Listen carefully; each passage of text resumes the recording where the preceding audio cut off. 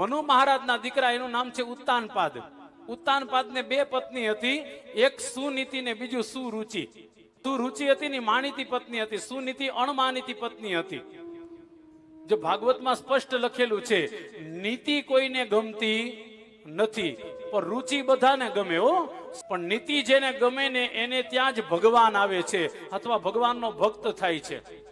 અહીંયા કથા છે, ઉત્તાનપાદ નામના મનુ મહારાજના દીકરા, એને બે પત્ની સુરુચિ અને સુનીતિ.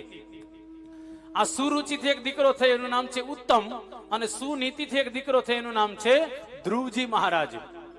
એકવાર બન્યું એવું, ઉત્તાનપાદ પોતાના સિંહાસન ઉપર બેઠા હતા, એ સમય ધ્રુવજી મહારાજ આવ્યા. ધ્રુવજી મહારાજે આમ લાંબા હાથ કર્યા, લાંબા હાથ કરીને કીધું, હે પિતાજી, તમારા ખોળામાં બેસાડો.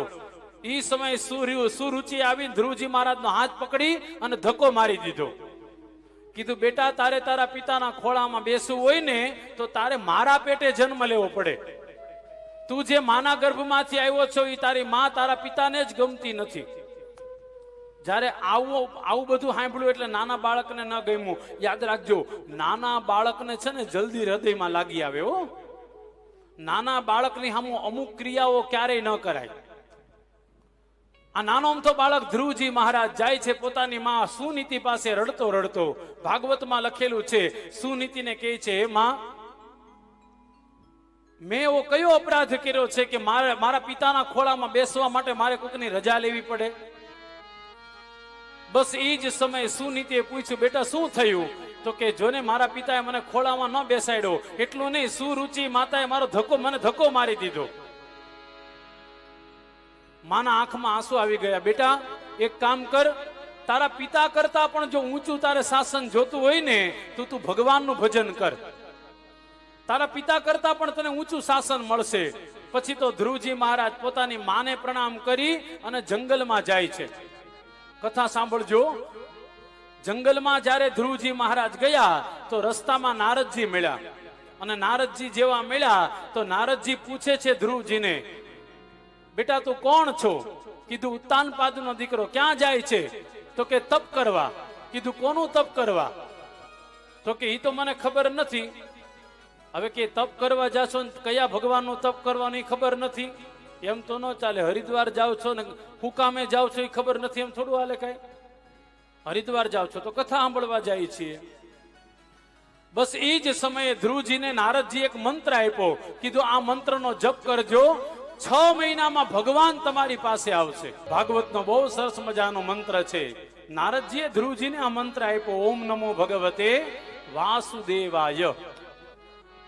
ધ્રુવજીને મંત્ર આપીને કીધું, બેટા, આ મંત્ર તમે યમુનાજીના કિનારે સરસ મજાનું વૃંદાવન છે, વૃંદાવનમાં મધુવન છે, મધુવનમાં બેસીને આ મંત્રનો જપ કરજો.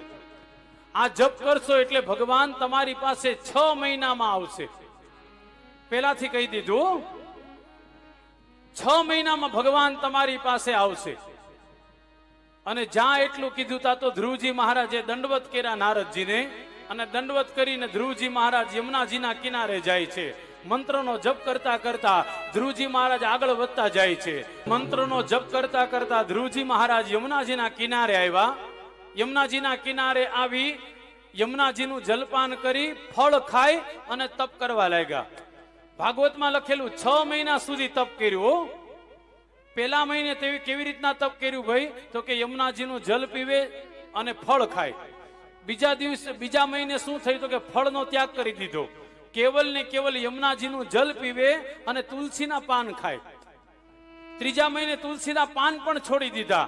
કેવલ ને કેવલ યમુના જળ પી અને ધ્રુવજી મહારાજ તપ કરે છે. ચોથા મહિને એ પણ છોડી દીધું. કેવલ ને કેવલ હવા પીને ઓમ નમો ભગવતે વાસુદેવાય, ઓમ નમો ભગવતે વાસુદેવાય આ મંત્રનો જપ કરે છે. કથા છે બહુ સરસ મજાની. ધ્રુવજી મહારાજ 6 મહિના સુધી તપ કર્યું અને તપ પૂરું થયું. 6 મહિના પછી ધ્રુવજી મહારાજના તપના બળથી સ્વર્ગાસન પણ ડોલવા લાગ્યું. તપની એટલી બધી મહાનતા છે હો. સ્વર્ગાસન હોતે ડોલવા લાગ્યું. સ્વર્ગના દેવતા ઇન્દ્રએ આવીને ભગવાન વિષ્ણુને કહે છે, હે ભગવાન વિષ્ણુ, મોડું ન કરો, આ નાનો અમથો બાળક તમારું તપ કરે છે અને એના તપના તેજથી મારું ઇન્દ્રાસન પણ ડોલવા લાગ્યું છે. બસ એ જ સમયે ભગવાને ઇન્દ્રને કીધું તમે ચિંતા નહીં કરો, હવે ભક્તને દર્શન આપવાનો સમય થઈ ગયો છે. બસ એ જ સમયે ધ્રુવજી મહારાજ પાસે ભગવાન શ્રી હરિ આવ્યા. ભાગવતમાં લખેલું છે કે ધ્રુવજી મહારાજ તો આંખ બંધ કરીને બેઠા હતા અને એના હૃદયમાં ઠાકુરજી હતા. એના હૃદયમાં એવી સરસ મજાની ઠાકુરજીની મૂર્તિ હતી. આ ધ્રુવજી મહારાજના હૃદયમાં ઠાકુરજી હતા અને ભગવાન પણ સામે આવીને ઉભા રહી ગયા. ભગવાનને એમ થયું કે ધ્રુવજીને તપમાંથી જગાડવા છે, કેવી રીતના જગાડવા, કાંઈક તો કરવું પડશે ને. એટલે ભગવાને શું કર્યું તો કે ધ્રુવજીના હૃદયમાં જે ઠાકુરજી હતા ને ત્યાંથી ઠાકુરજી અંતર ધ્યાન થઈ ગયા. અને જેવા ઠાકુરજી હૃદયમાંથી ગયા, ધ્રુવજીની આંખ ખુલી ગઈ અને જ્યાં આંખ ખુલી તો જે અંદર હતા ને એ જ બહાર દેખાણા. જે અંદર હતા એ જ ભગવાન બહાર દેખાણા. બહાર ઠાકુરજીને જોઈ અને ધ્રુવજીના આંખમાં દડ દડ દડ દડ આંસુ વહેવા લાગ્યા. ઓહો, જે ભગવાન મારા હૃદયમાં હતા એ જ સન્મુખ ઉભા છે. ધ્રુવજી મહારાજના આંખમાં આંસુ આવ્યા. ધ્રુવજી મહારાજ વિચાર કરે ભગવાનની સ્તુતિ કરવી છે પણ બોલવું શું? 5 વર્ષનો બાળક કઈ બોલી નથી શકતો. એટલે ભગવાને શું કર્યું તો કે હાથમાં જે શંખ હતો ઠાકુરજીનો ધ્રુવજીના ગાલ ઉપર લગાડ્યો.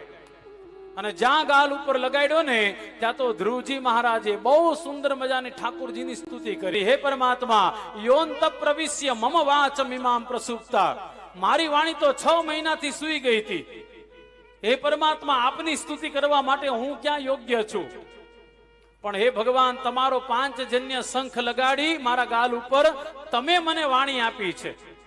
યાદ રાખજો, સારી વાણી કોણ આપે ભાઈ? તો કે કેવલ ને કેવલ ઠાકુરજી જ આપે છે.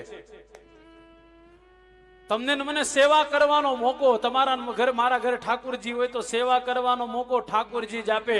આનો સીધો સાધો અર્થ થાય ભગવાનની કૃપા વગર સેવા હોતે મળતી નથી. ભગવાનની કૃપા વગર નામ સ્મરણ પણ માણસ નથી કરી શકતો.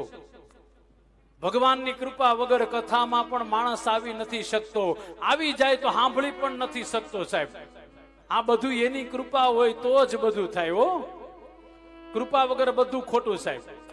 આ નાના અમથા બાળકે જાહેરમાં કીધું, હે પરમાત્મા, મારી વાણી સૂઈ ગઈ હતી પણ તમે મારી વાણીને જાગૃત કરી. જ્યાં એટલું કીધું ભગવાને ધ્રુવજીને કીધું, બોલો ધ્રુવજી, તમારા તપથી બહુ પ્રસન્ન થયો છું, શું જોઈએ છીએ? ધ્રુવજી મહારાજે કીધું, પરમાત્મા, મારે કાંઈ નથી જોતું. ભગવાન તમારા દર્શન થઈ ગયા, વધુ જ આવી ગયું. ભગવાને કીધું, સાંભળજો, ધ્રુવજીએ નથી માંગ્યું પણ ભગવાને કેટલું બધું આપ્યું. ભગવાને કીધું, હે ધ્રુવજી, તમારે 36,000 વર્ષ સુધી ભૂમિ ઉપર રહેવાનું છે. કેટલા વર્ષ? 36,000 વર્ષ સુધી. એટલું નહીં, તમારા મૃત્યુ પછી પણ તમારો લોક કાયમ માટે અચલ રહેશે. આજે હોતે જુઓ તમે, ઉત્તર દિશામાં છે ને ધ્રુવનો તારો. ધ્રુવનો તારો રાતે તો દેખાય, દિવસે હોતે દેખાય. અને ગરુડ પુરાણમાં લખેલું છે, એ જેને ધ્રુવનો તારો ન દેખાય ને એ 6 મહિનામાં જય સીતારામ થઈ જવાનો છે. હા, એટલે રોજ સવારે ઉઠીને જોઈ લેવો ધ્રુવનો તારો દેખાય કે નહીં. હા, ઉત્તર દિશામાં ઉગે. ગરુડ પુરાણમાં લખેલું, જે વ્યક્તિને ધ્રુવનો તારો દેખાતો બંધ થઈ જાય એ 6 મહિનાનો જ મહેમાન છે. ખાલી એ જે વ્યક્તિને આમ કાનમાં હાથ નાખો ને, આમ કાનમાં આમ હાથ નાખો એટલે સમુદ્રના ટકરાવા અવાજ આવતો હોય. જોજો, એ અવાજ ના આવે ને તો પણ સમજી લેવાનું આપણું મૃત્યુ બહુ નજીક છે. આ મૃત્યુના બધા એંધાણ છે. હજી એક મૃત્યુનું એંધાણ છે. આપણે દીવાબત્તી કરીએ ને પછી દીવો પ્રગટ થાય, પછી જયારે બુજાઈ જાય ને એટલે એમાંથી એક સ્મેલ નીકળે, ગંધ નીકળે. એ ગંધ પણ ન આવે તો સમજી લેવાનું થોડા દિવસમાં સીતારામ થઈ જવાના છીએ. આ મૃત્યુના બધા એંધાણ બતાવ્યા. ધ્રુવનો તારો જેને દર્શન ન થાય, ધ્રુવનો એક જ તારો એવો છે જે દિવસે પણ દેખાય અને રાતે પણ દેખાય. બાકી બીજા બધા તારા છે રાતે જ દેખાય, દિવસે ન દેખાય. ધ્રુવજી મહારાજને ભગવાને આશીર્વાદ આપ્યા છે. કથા છે, ધ્રુવજી મહારાજ ભગવાનને મળી પોતાના પિતાની પાસે આવ્યા. પિતા એનું સ્વાગત કર્યું. નારદજીના કહેવાથી સ્વાગત થયા. પછી ધ્રુવજી મહારાજના લગ્ન વાયુની દીકરી ઈલા સાથે એના લગ્ન થયા અને 36,000 વર્ષ સુધી પૃથ્વી ઉપર રહ્યા. યમનાષ્ટકમાં પણ લખેલું છે, ધ્રુવજીને ઠાકુરજી મળ્યા. કૃપા કોની છે ભાઈ? તો કે યમુનાજીની. ધ્રુવ પરાસરા ભીષ્ટ દે. ધ્રુવજીને ઠાકુરજી મળ્યા, કૃપા છે યમુનાજીની. યમુનાજીનું જલ પીધું ને એટલા માટે હૃદય પવિત્ર થઈ ગયું.